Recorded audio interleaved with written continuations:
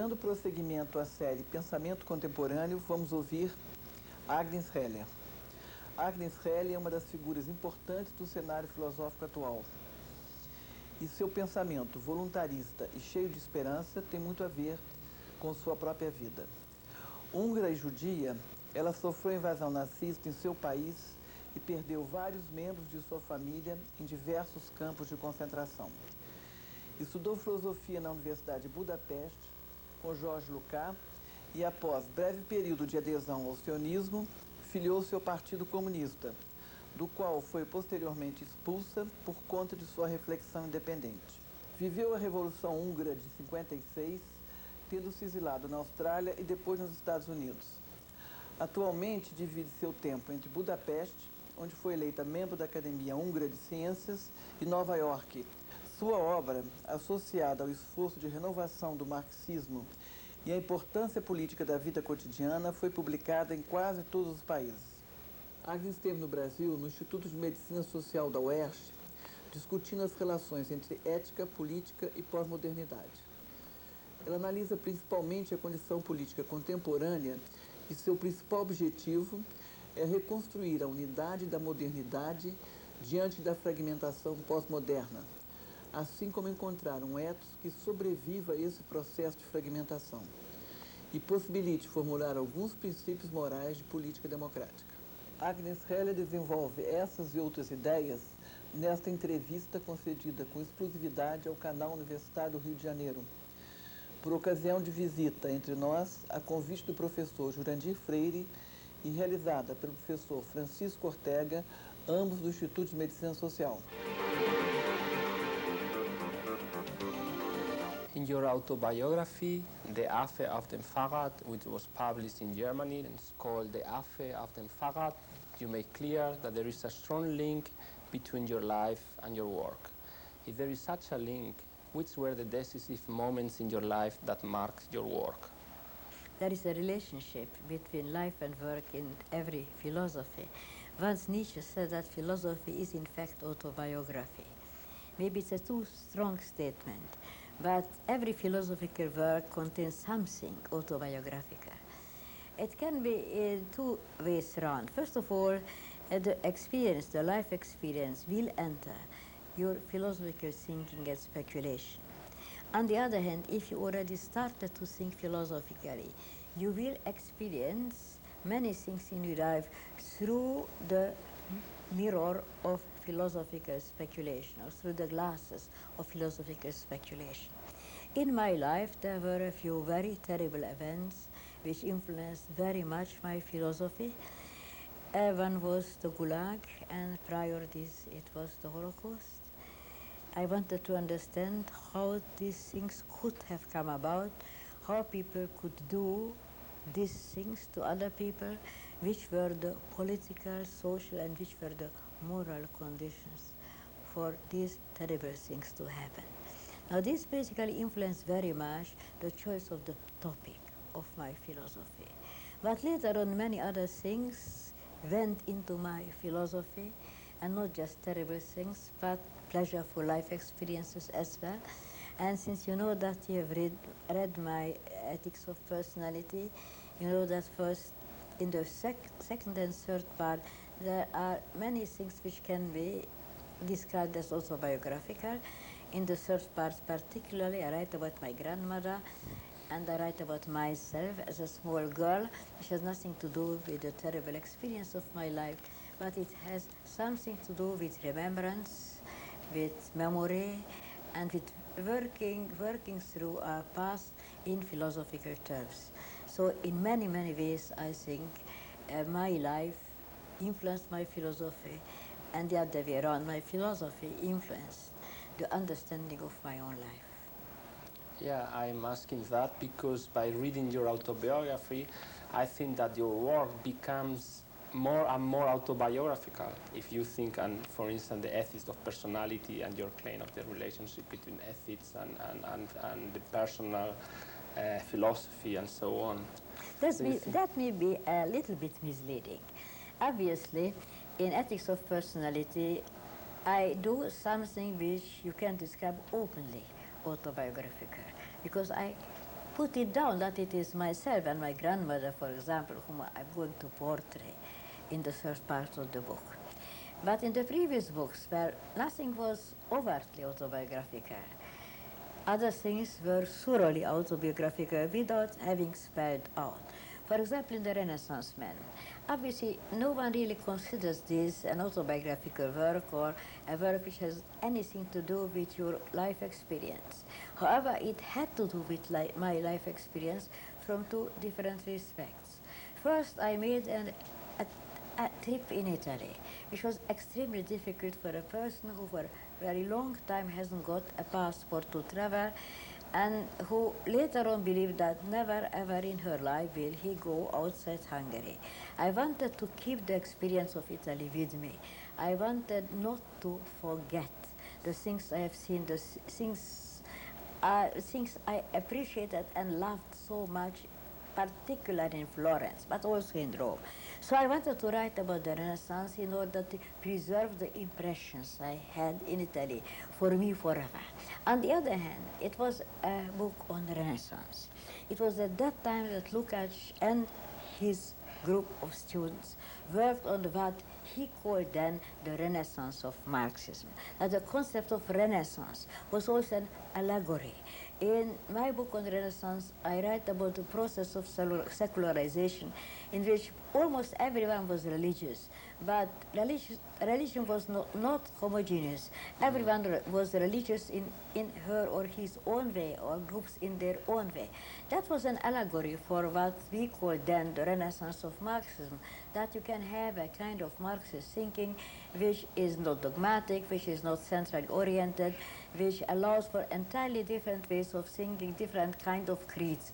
So this was also a kind of Anspielung, a kind of reference to a life experience, which was at that time the life experience of the Budapest School and the group which was formed around Lukács. That two entirely different life experiences were in a way embedded in a book which on the surface had nothing to do with my personal life.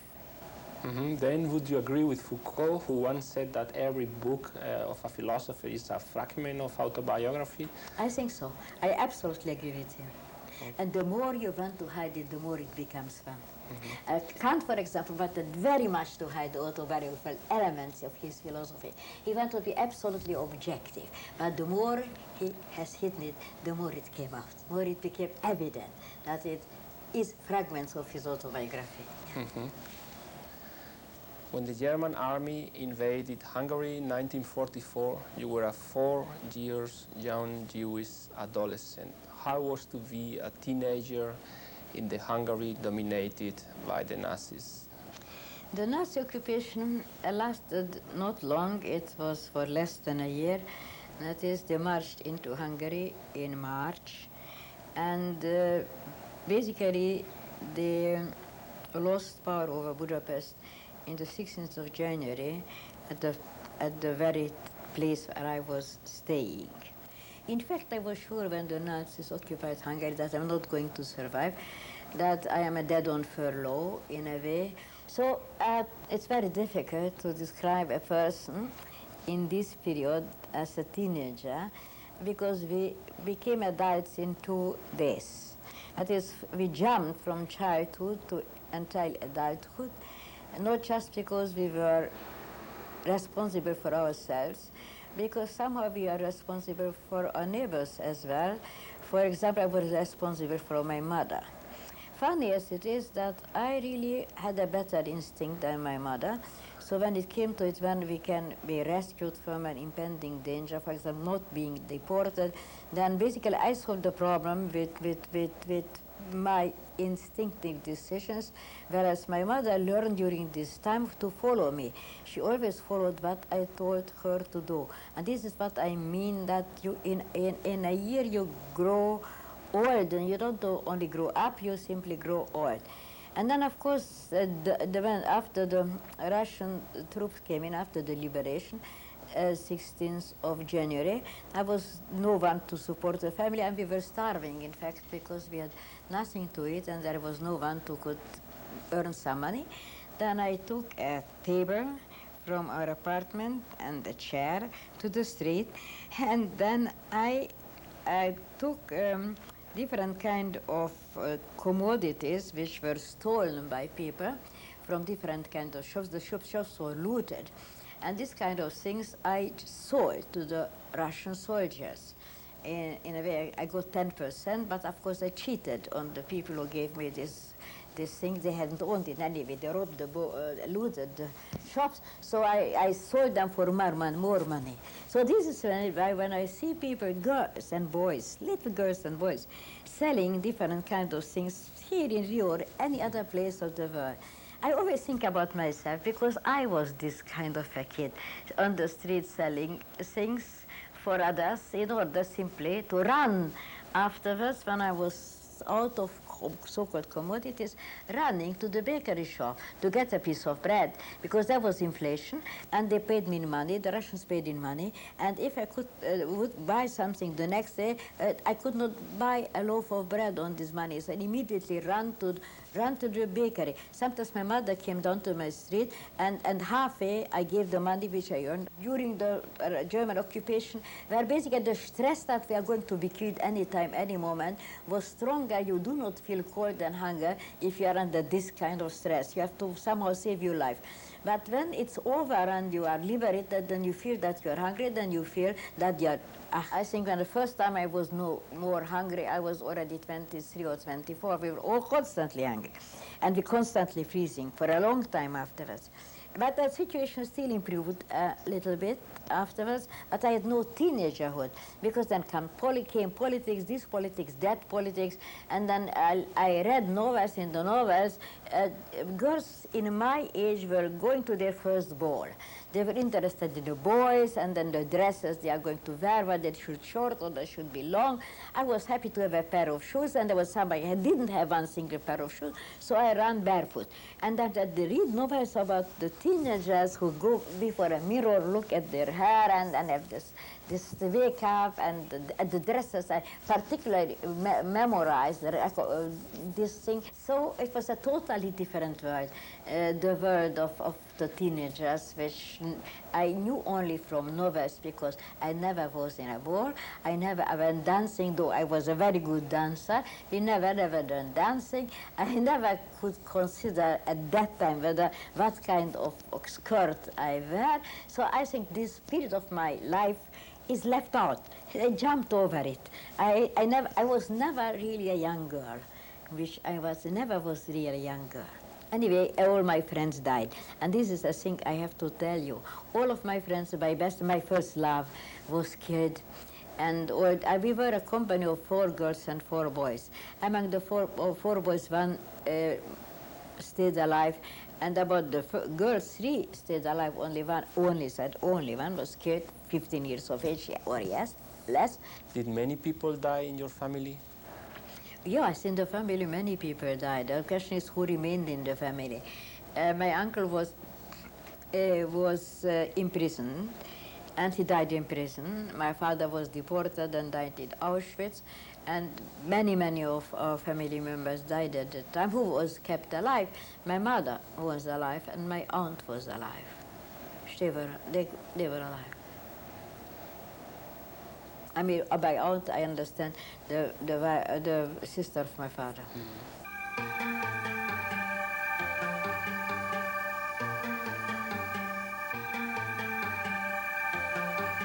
Professor Heller, as many intellectuals of that time, you embraced the socialist cause and you got in the Communist Party in 1947 after a short period of Zionist militants or so. How do you see today this period? How do you analyze retrospectively this period of socialist, communist militants? And tell us about the reasons of your expulsion afterwards.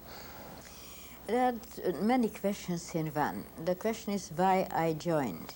Now, if you go through hell, then you are not satisfied with less than your paradise. And this was basically the motivation behind my choices. After going through hell and the idea to go to Canada, I could have gone to Canada, United States, and be studied there, was not attractive to me, absolutely not attractive, because I would have been a kind of compromise with life. no more hell but neither paradise. I wanted redemption. And the Zionist movement first basically offered such a redemption, not in nationalism, because I was not interested in nationalism, but the kibbutz movement, in the communities. Anyway, the Zionist movement was a kind of, I think, psychoanalytical treatment for us, because since we were people who were excluded from the Hungarian community entirely, and we were not just in deadly danger, but also the strangers by definition, for us to walk in Budapest, streets of Budapest and sing Zionism songs was a kind of therapy. It is a kind of Sartrean therapy. I do not appreciate this therapy very much, but I only describe it. Sartre speaks about the radicalization of the evil, that if you are determined by the eye of the other, you reverse the regard. And the reversal of regard is that you get not necessarily violent, but somehow aggressive. Somehow you make a statement about yourself. Now, this kind of Zionism was this kind of reversal, in a way, radicalization of evil. I was determined as a Jew by them, so I determined myself as a Jew. That was basically a very certain situation. It's changed in 1947 because our community was far more important for me anything else. And communism at that time promised a kind of community. It was a communitarian movement.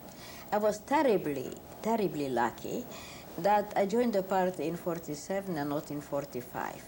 Because those who joined the party in 1945 were not suspect, and they all became functionaries. So they did the worst things. Whereas I joined only in 1947. I was suspected. I used to be a Zionist. They haven't trusted me. That was a terrible amount of good luck, because I could not become a functionary. I was always low down on the ladder, so I could preserve my normalcy and my fresh look and my something, I would say, objective, rather relatively objective view about the matters. So I was a party member for 2 years, because in 1949 I lost my party membership, given for a very innocent reason. The reason was very innocent, because there was a party meeting and I spoke my mind. And I believe that the Communist Party is democratic, that is, everyone can speak her mind. And I really noticed with surprise that it was not the case, that you lose the party membership immediately when you speak your mind. I did not speak my mind because I was heroic. I did speak my mind because I was stupid, because I was naive.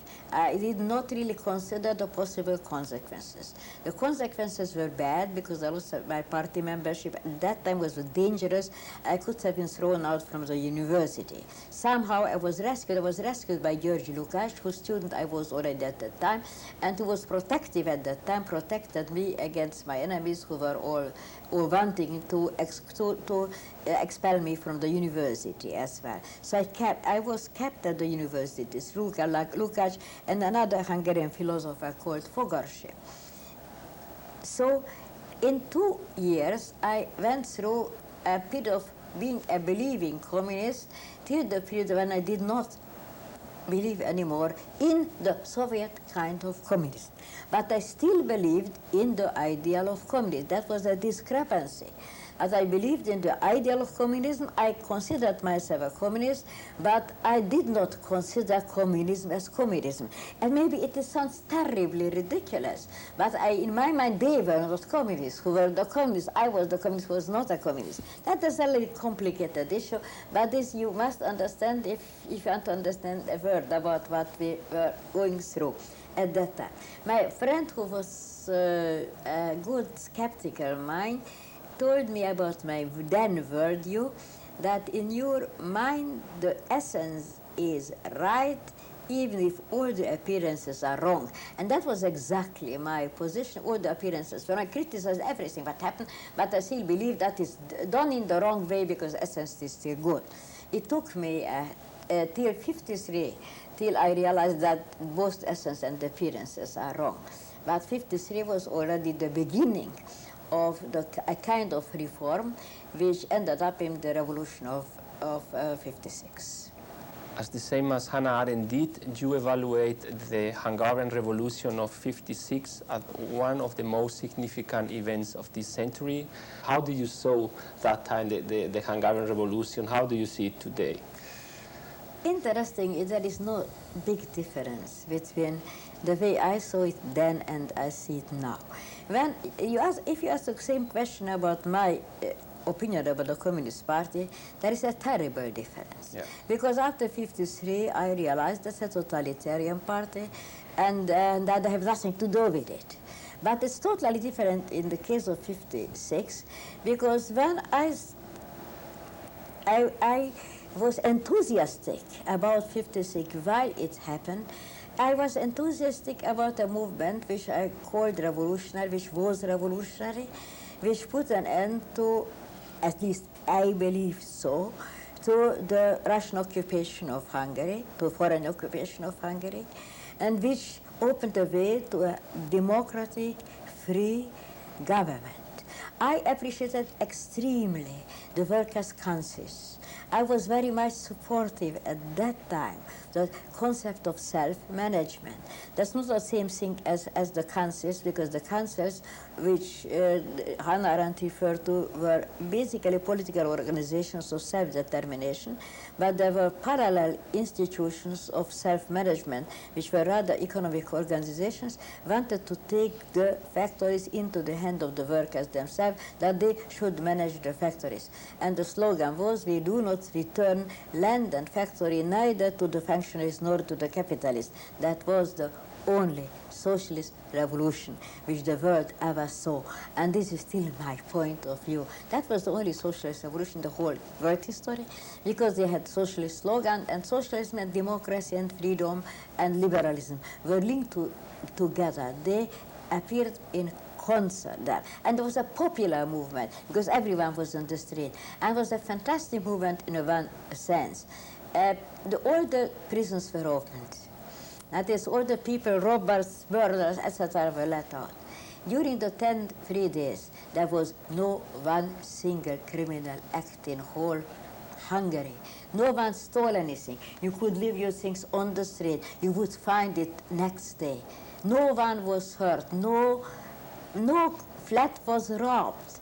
So we were walking during the night, we could feel totally safe in a world which the prisons were open. Because that people acted very much above and beyond their own moral capacity. I think it happens in all revolutions. Revolutions, of course, later on a bit, and things return to the so-called normal, which is indeed normal. It would have happened too with the Hungarian Revolution, I'm sure. This wouldn't have lasted.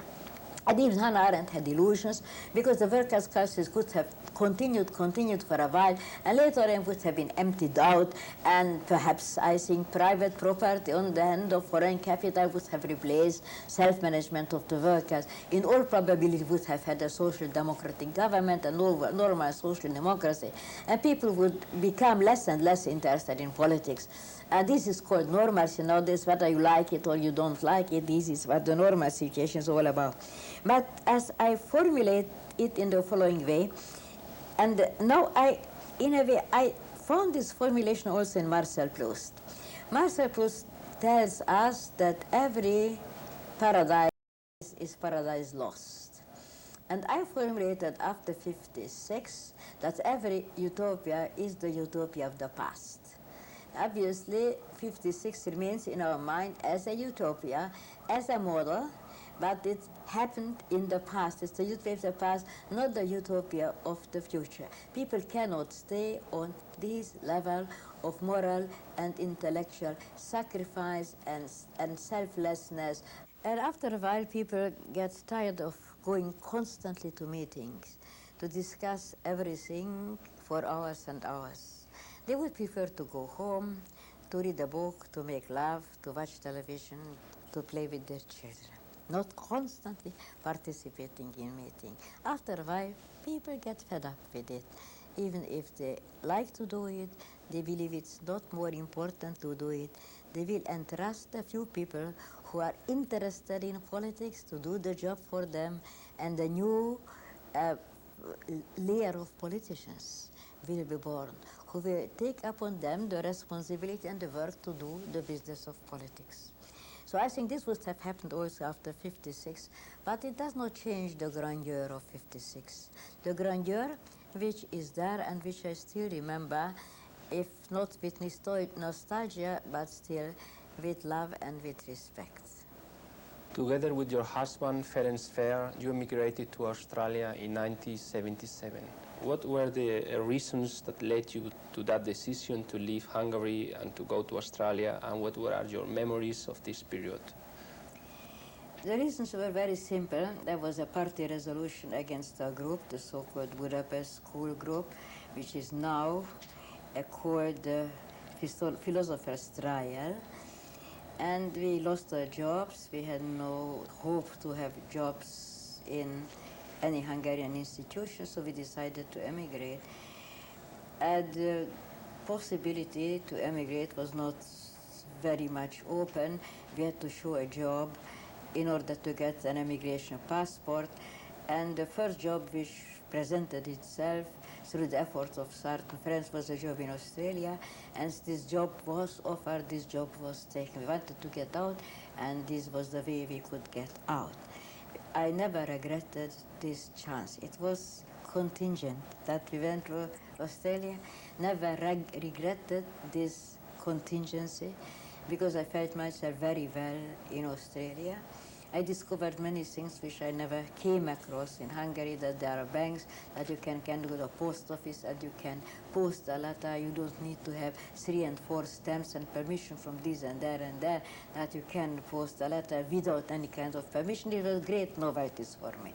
So that was a very positive feeling of freedom, of personal freedom, of liberty.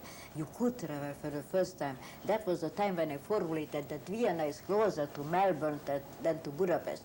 Though by train in Budapest it's 3 hours, I went plane from Melbourne is 30 hours, but I was never allowed to go to Vienna from Budapest, whereas in Melbourne I can take a plane any time and go to Vienna. So it was Vienna was closer to Melbourne than to Budapest. And then later on, slowly I got to know the country, and there were many things I very highly appreciated. First and foremost, there is a sense of equality. The distinction between the very rich and the very poor are not that big, that the gap is not that big. Then even in America or even in Sweden, in fact, it was a quite egalitarian country, so it is one of the best periods of my personal life. As Hannah Arendt, you emigrated to New York and began to teach in the prestigious New School for Social Research. What was your impression of the new school? What was your impression of the American intellectual establishment for a person of such an European background as you are? This is a very difficult question, because I have very great variety of impressions. And when we start to speak about the new school, I knew, of course, about the tradition of the school. I knew that it was an extremely prestigious institution. But at the time when I arrived to this prestigious institution, the Department of Philosophy was on its lowest level. I was at that time very dissatisfied with what I found there, and I decided that unless the things will be improved, I will not stay there. I will return to Australia. Happily, luckily, things improved very fast. In a few years, this department, which was at that time at the lowest level, developed into the best philosophy department of the East Coast of America. A kind of spirit has been established. We had a few excellent professors there, and a student body which is characterized by an inspired way to do philosophy, to study philosophy. It was frequently mentioned when we arrived to America that Irving Howe was the last New York intellectual. Irving Howe was really an intellectual. He was a socialist, a very cultivated one, for whom it was far more important to do public work, to publish books, to think about philosophy, about literature, about culture, and about politics than to get a good job and pursue a good academic career. He was really one of the last New York intellectuals. There are very few left after him. The kind of intellectuals I was used to have in Europe and also in America were totally absent in Australia. I was used to them in Australia, totally absent in America. And just you asked me in the intermission here whether I was ever in the American television. In Australian television, I was many times. Whenever something happened, for example, in Russia, we were asked with my husband to come and comment. Though we were not experts, we were simply intellectuals. In America, they never ask intellectuals. They don't even know who they are. For them, only experts exist. That is, that if there are elections, they don't turn to writers, to poets, to philosophers, as in Hungary, to find out their opinion about the elections and about their preferences. They consult in the television, also in the radio, only so-called experts, those people who are specialized on American elections, or those people who are specialized on American Democratic Party history or Republican Party history. That is, only specialists are interesting. Other knowledgeable persons than specialists that do not exist in America. And in this sense, in this very important sense, America does not have intellectuals, and there is no cultural elite in America. It should be a cultural elite. It should be group of intellectuals. I think it's my conviction that democracy needs them, that you cannot have a democracy in the long run without having strong faces who are intellectual faces. These were my first experiences in America. Later on, I, however, learned to appreciate very much certain features of American democracy, not their culture as esprit, because I don't think they do have any, but I think they have an esprit of the citizen. They have a sense of being a citizen. And Americans appreciate their democracy. If you ask anyone what America is all about, he will get the following answer. It is liberty, liberty, liberty above all, and free enterprise. And people believe in it. If people say, this is a free country, then this is a free country. Because ask persons here in Brazil, ask persons in Hungary, whether they would answer the same thing, this is a free country, they would not answer the same thing. And that's why it's not a free country to the extent as America. It's still a free country, because people believe that it is a free country. Because people can mobilize themselves. It's a very important thing. Almost everyone believes that America is individualistic. I think as far as economy is concerned, they are entirely and absolutely individualistic. There is always a problem with redistribution in America. People do not want to pay taxes in order that money should go to someone who paid less taxes and who, according to them, don't want to work. I think that's a wrong approach. In this respect, American economic individualism takes the wrong approach. But as far as politics is concerned, particularly domestic politics is concerned, America is the most communitarian country I ever came across. They really believe in common action.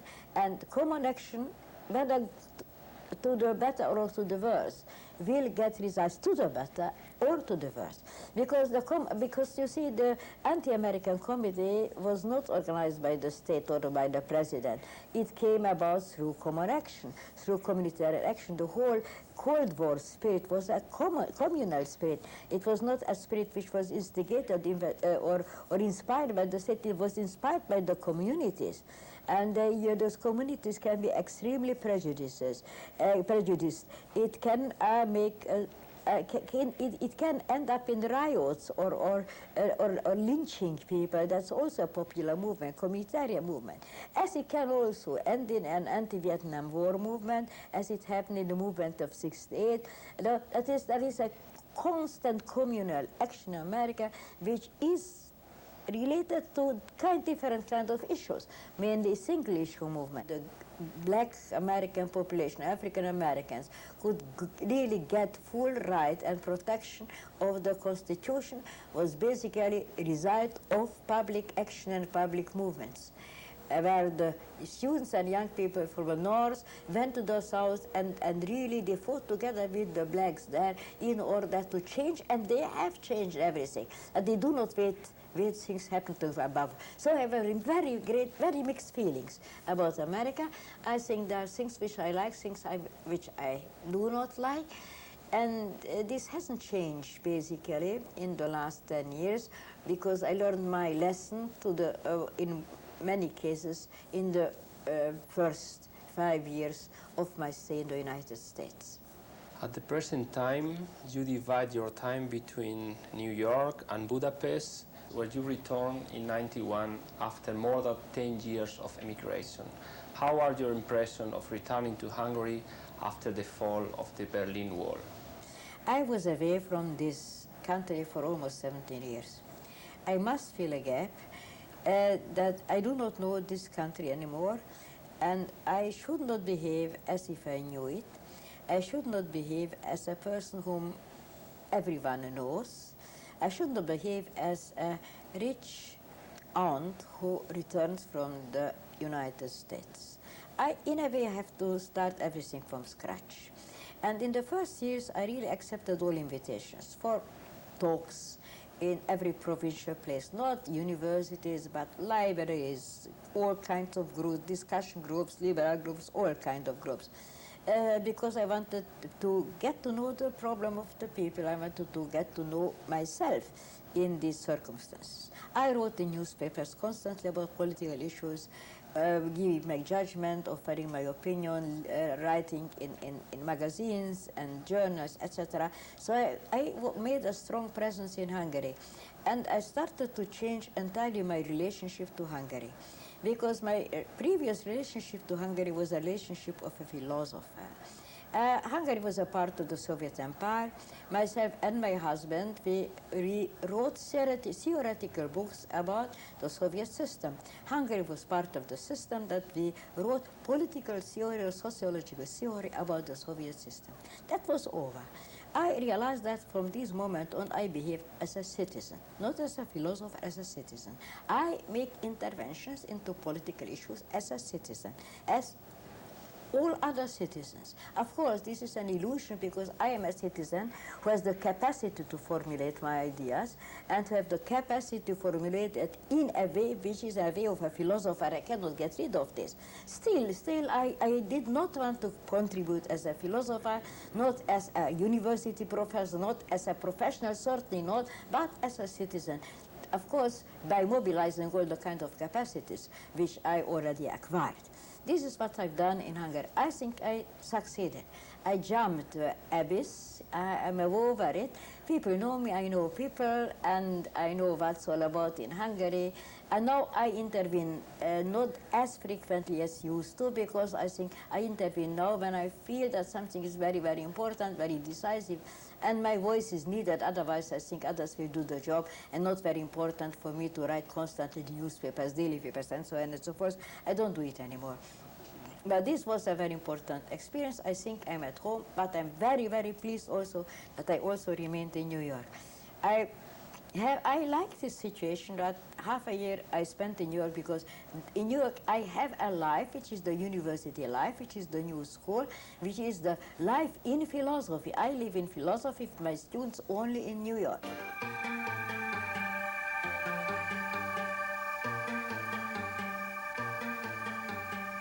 Tell me about the importance of Georg Lukács in your life and in your work, in your thought. Georg Lukács was the only philosopher who was teaching at the Budapest University at the time when I became a philosophy student.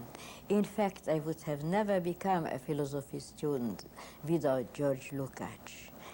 I attended once one of his courses. It was then that I realized that this is the thing I need to study, and somehow this thing will become my destiny. I haven't understood one single word what he said, but I knew that these are the most important things in life. So I remained there. Without Lukács, he would not have become a philosopher, and in this sense, he is, after my father, the second most influential person in my life, not as far as love and friendship is concerned, but as far as the determination of my way of life is concerned. That I was his student, I remained his student. In 1949, he was persecuted in Hungary because he was considered to be a rightist deviationist. Don't ask me what it is. So he could not teach for a while at the university. Then he got used to it, to go to his apartment and to have conversation with him in his apartment. So he developed a kind of trust towards me, because very few of his students remained true to him. Mostly they choose the party, and not because they wanted to choose the party, they wanted to choose their careers, and they were afraid to remain with Lukács. I was never afraid. That's an interesting thing with me. So I cannot be courageous, because only those people can be courageous who are afraid. I remained with Lukács because for me it was quite natural, not because it was heroic, but it was natural. I loved to be with Lukács, talk to him, why shouldn't have remained with him? So that was it, and then he developed a kind of confidence in me. I was perhaps his favorite student already at that time, and it was a long time of friendship, because between us a kind of friendship developed. First he was the master, I was the student, and slowly we became friends, older friend, younger friend, and I will never forget this inspiration and discussion, true discussion which I received from him. Politically, we became slowly but surely into a state of serious disagreements. You evaluate a big part of your work as a tentative of renovation of the Marxist project. How did you evaluate this project that time, and how do you see it today? In the 60s, it was a slogan of Lukács, Renaissance of Marxism. He meant thereby that we have to abandon the so-called official Marxism of the Soviet regime, and we have to go back to the roots, to Marx himself, and start afresh, start from scratch, to build up a kind of Marxian philosophy, or rather different branches of Marxian philosophy, which will be authentic and not inauthentic as the Soviet Marxism has been. That was the program of Renaissance of Marxism. We all believed, at least the members of the Budapest School, that we are part and parcel of the Renaissance of Marxism. We did, in a way, all of us, what we believed to be important. We did entirely different kinds of things. We did what we wanted to do. I loved the idea of writing something about everyday life. Another friend of mine, Markus, wrote about Marxist anthropology. Voida wrote about painting and about Husserl, but we all believe that whatever we are doing, since we are belonging to Lukács school, we are contributing to the Renaissance of Marxism. Today I have the following position about this. First of all, I don't believe anymore about the Renaissance of Marxism. Because I don't believe anymore in Marxism. I don't believe in any isms, because I think in the modern world we do not need any more of isms, since philosophy became personal. Not Marxism, but any kind of ism is a vieux jeu, is an old thing. It is something which we do not need to follow up today. What we have done at that time under the slogan of Renaissance of Marxism was different, had a great variety in quality, and certain things which I have done in this time I still find interesting, and I would not criticize it very hardly. There are things which I still accept from the writings of this period.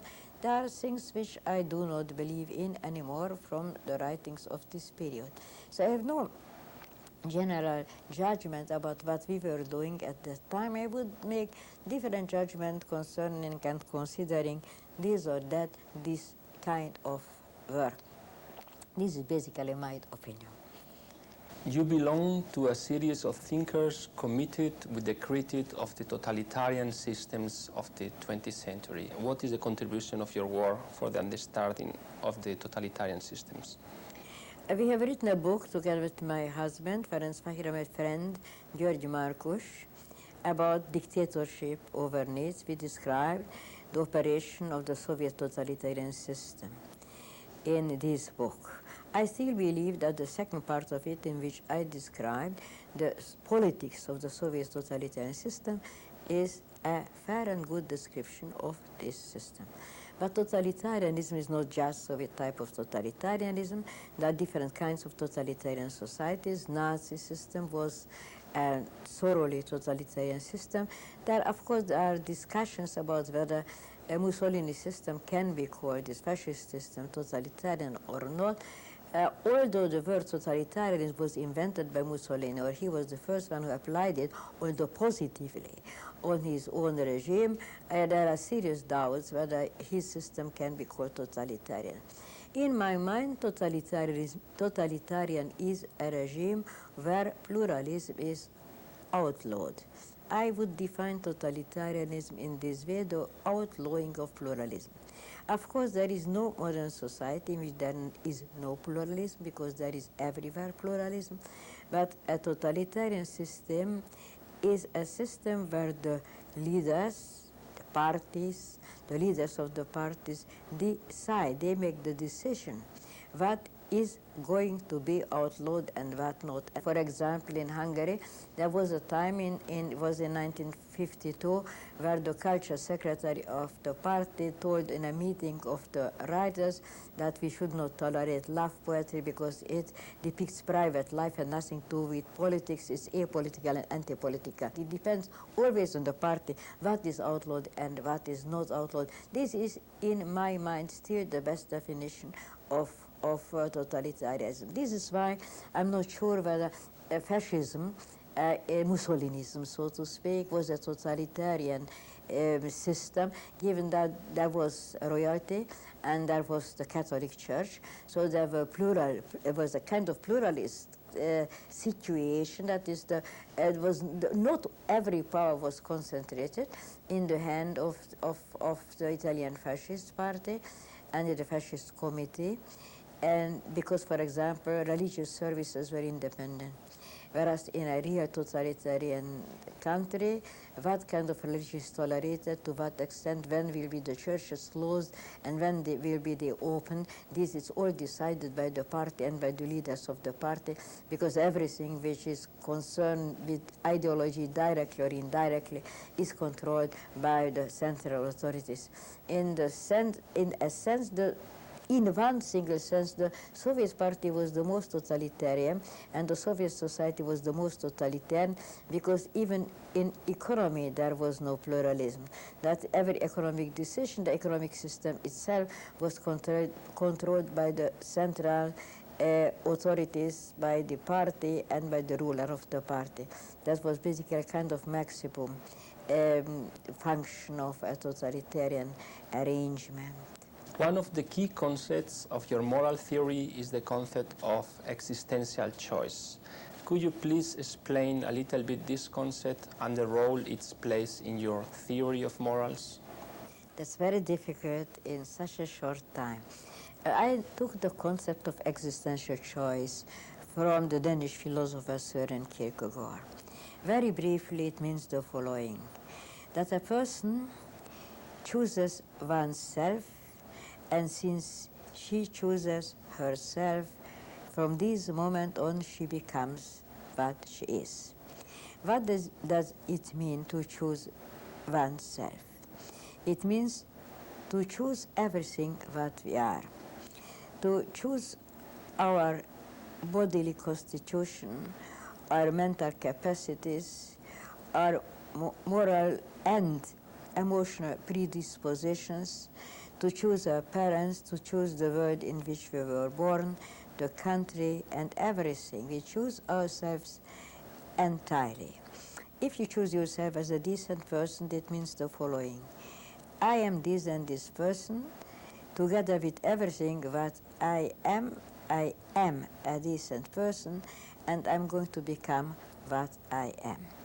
The concept of existential choice is also related with the category of the leap. The leap means that existential choice is a choice, it is an absolute choice, it is not determined. That's why we speak about leaps. There are leaps everywhere in the world and particularly human activity, everyone knows about these leaps. Because when you make any kind of decision, for example, to marry someone or divorce someone, or go to this or that kind of school of institution, you can think in both ways. I go, I don't go, and you can have arguments and reasons for both, but finally you make a decision. And the decision is not made on the ground that the better arguments are for this decision, but finally you jump one and say, okay, this is what I'm going to do, and I take the responsibility of what I'm going to do. And the existential choice is this kind of a leap. It's only an absolute leap because it cannot be taken back. Now, if you choose someone as a wife, and it can be taken back because you can later on choose not to marry her all the same. But if you make an existential choice, it is existential because it is the choice of yourself and not the choice of this or this person, that person. That's why it's a starting point for you to become what you are. No Pensamento de Ágnes Heller, o que me chama particularmente a atenção é sua reflexão sobre o indivíduo moderno. Ao contrário de muitos pensadores atuais, ela não acredita que a multiplicidade de escolhas à nossa disposição, a multiplicidade de modelos de identidade, seja uma tarefa que nos incapacite e nos imobilize. Ela é, ao contrário, a condição de nossa liberdade. É em meio à proliferação, é em meio à abundância de modelos de identidades que nós podemos exercer de modo ou de forma mais plena nossa liberdade de escolha. Essa liberdade é o que ela chama de escolha existencial. A escolha existencial é aquilo que dá a marca do nosso caráter, que marca a nossa singularidade, que diz da forma como nós nos situamos no mundo frente a conflitos, frente a opções. Essa escolha é feita, ou uma vez feita, é aquilo que particulariza, singulariza nosso caráter. Essa escolha feita, quando é a escolha pela decência, é que nos dá a marca da boa vida, da vida ética.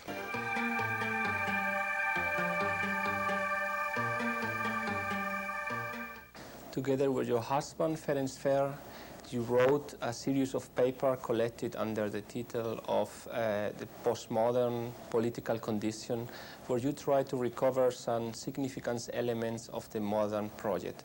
And my question would be, given the fragmentation of the postmodern world, in which consists this unity you are trying to recover? I would not speak about the fragmentation of the postmodern world, because I think the modern world itself is already fragmented. So when I speak about postmodern, I do not mean thereby a new historical period, but a new attitude towards the modern, a new understanding of the modern, which differs from the previous modernistic understandings of the modern. It is, in my mind, a self-understanding, a self-reflective understanding of modernity, what postmodern may mean. Of course, when you use the term postmodern, there are so many uses, so many interpretations. People get absolutely confused. They rather give up the concept than use this concept. I think I gave a separate meaning, a special meaning for it, and I think this meaning makes sense. And in this respect, I can apply the term postmodern in a way which facilitates the understanding of modernity itself. Now, the modernity is brittle, modernity is heterogeneous. This belongs to the character of modernity. Modernity consists of different kind of logics which can support each other, can also contradict each other. Modernity is characterized by what I call the dynamics of modernity, that everything can be negated, that we can always juxtapose something to the existing state of affairs. This is not true, something else would be true, this is not just, something else would be just. And this I call the dynamics of modernity. And I emphasize that contrary to pre-modern societies, where this kind of constant criticism led to the destruction of the social edifice, modernity as a social edifice thrives on it. it is supported, can be supported only exclusively on the ground that this kind of contestation of justice and goodness and truth goes on, particularly because science is the dominating virtue of modernity, contrary to the pre-modern worlds where religion was the dominating virtue, and science is the kind of language game or kind of game in a way which presupposes that everything can be falsified. That when you come up with a scientific discovery, the scientific discovery is true only under the condition that it can also be disproven. If a scientific statement cannot be disproven, then it is not a scientific statement, it is a religious statement. That science thrives on a negation, that if there is a new scientific theory, that at least 1,000 other scientists will try to refute, to falsify this theory, and without this there is no science. It's totally different from religion, because religion, if there is a statement or a kind of a creed, no one will refute this creed, because that would be totally ridiculous. That contradicts the spirit of religion, but it is the spirit of science. So these and similar things characterize, in my mind, a modernity, and the postmodern perspective, to return to this question, is the formulation of this characteristic, is a reflection upon this characteristic. Is not relativistic, but it can be skeptical. It can be also normatively skeptical. It is not dogmatic. It is also self-critical. Together with your more philosophical books, you publish also a series of books with a more political content.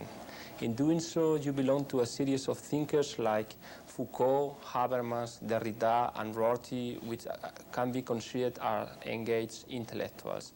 What is, according to you, the role of the intellectual today? I cannot answer this question, because who am I to tell you what the role of the intellectual is? I cannot formulate norms for intellectuals, because I really believe in ethics of personality. I can only answer the question what, according to my view, my position as an intellectual is. My position is what I am doing. I basically want to fulfill this requirements, this responsibility. For a very long while, I wrote also theoretical books about politics, though I'm not a politologist and I'm not a political theorist, so to speak. But I also always wrote books on politics together with my husband. Mostly I wrote this book together with my husband, who was very much inclined to do political theory, who was far more concentrating on political theory as myself. Basically, I gave the general idea, and he worked out the details. We worked out together because, in this way, because I'm very quick in giving a philosophical general idea about political issues, but I don't love to read newspapers and journals and concrete political articles. I'm deadly bored with it. I know what the truth is before knowing the details and any kind of empirical facts. Whereas my husband was very good about collecting empirical facts and going into details and reading the books and accepted my theory, because my theory always fitted the empirical facts, what he really unearthed in his way. So we did this kind of job, writing theoretical matters, issues, and there were periods when it was very important. For example, we wrote a book on the Hungarian Revolution of 56, 25 years after. That was the title of the book, The Hungarian Revolution, 25 years after, at the time when no one really was listening to the experience of the Hungarian Revolution. It was something entirely forgotten. It was a nuisance. That was a period when some Western powers wanted to make peace with the Soviet Union, and particularly with Khadarism. They didn't want to hear about criticism of this system, and they wanted to forget about it. So that was important to write a book, to bring out the facts, and to give a theory about it. It was important to write about the Soviet regime's theoretical book. So this was one thing I've done. I write now less political theory than I used to write, perhaps because my husband died, that is one reason, but I am more active in political action, so to speak, because there are certain things at my disposal, radio, television, newspapers, which were not at my disposal previously. So in a way, I changed the emphasis on the concrete intervention into politics, whereas my political interest remained, even if it expresses itself in different kinds of activities. A good part of your work have an emphasis in the radical transformation of society. Today, utopias seems to have disappeared of the contemporary scenario. How do you see the chances of the construction of new utopias? I had a very interesting experience about this. In Hungary, there is a meeting of young people, all kinds of young people from all over the world, who play music and dance and drink, etc. But they also listen to theoretical lectures. And once I went there, was invited, and the topic was utopia. And I spoke about utopias. At the end, I asked these young people, they were between 14 and 24 of age, tell me, what is your utopia? What are your utopias? And then a boy stood up and said, my utopia is the following: everything should be done by machines. Then the second stood up and said, my utopia is everyone could learn in one single university. Everything should be one single university where we learn everything for life. The third stood up and said that we have to destroy all machines because they spoil the environment and they kill the fish in the waters, and we have to live as our ancestors lived 2,000 years ago without any kind of machines. And it went on and on, and then a boy stood up, a very clever boy, and said the following: come on.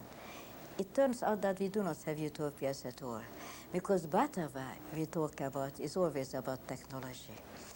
Either one utopia is wonderful technology, everything machine, other destroy technology, but all our utopias are related to technology, which means that we do not have any utopias at all, because we think in the imagination of a contemporary world. We do not transcend this kind of imagination. I think this boy was right, very much right. There are no utopias, because when we imagine something, we imagine something which is always the extrapolation of a technological universe. Positive sci-fi, negative sci-fi. We can have the fireman who basically put all the books into fire. That's a utopia, negative utopia. We can have another utopia of people who run around in machines on the universe, with different kind of costumes and are very heroic there. But these are technical extrapolation of a technological imagination. They are not serious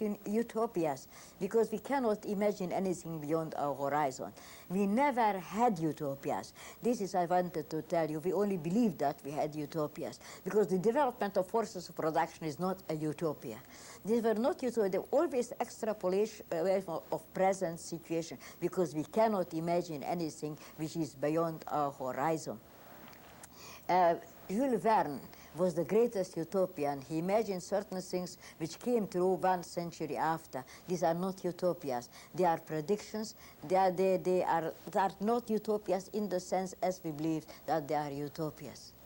So I think utopia is itself a utopia.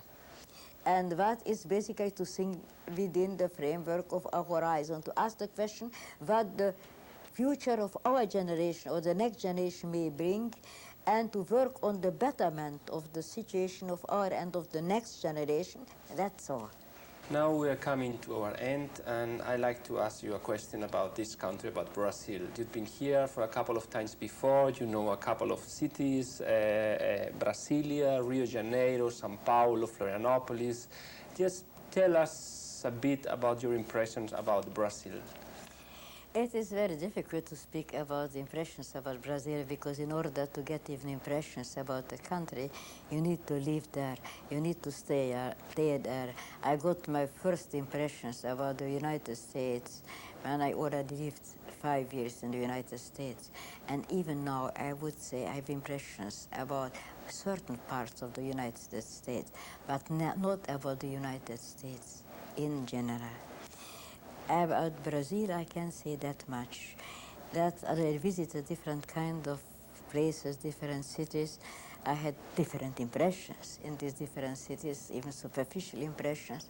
Whichever city I I visited, what I met was only extreme friendliness and hospitality and interest for what I am doing, interest in my book, interest in my opinion, whether I visited universities or whether I gave a talk in a theater, which happened in Porto Alegre. When I was here in Rio, that's the fourth time in Rio that I was here already 3 times. But in a way, now that the fourth time I'm in Rio, I have already a different impression about Rio than the first time. Because what is very important, you recognize things. When I was here the first time, I saw everything for the first time. Now I am here the fourth time. I say, I recognize this place. This is the place where I had my first lecture. This is the place which I visited. These were the trees. This was the beach when I was beach walking every morning. And it's very important because recognition means being already a friend of someone, being already close to someone, being already familiar to someone. I think it's a different way of getting an impression when you recognize something, when you return to the same place, than anything else. By the way, among all the cities in Brazil, I returned mainly to Rio. That is, in Rio I was 4 times. I was never ever in any other city in Brazil for 4 times. So my impressions are the deepest about Rio de Janeiro because this is the city where I can already recognize things and where I feel this kind of intimacy.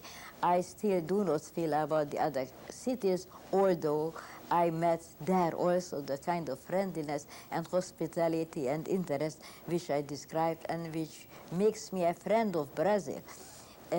Even if I'm a very remote friend because I live so far away. Thank you very much, Professor Heller, for this wonderful interview, and we really hope to have you here again in this country, especially in this city. We all like very much your talks and to could spend this wonderful time with you. Thank you, Francisco, for the interview.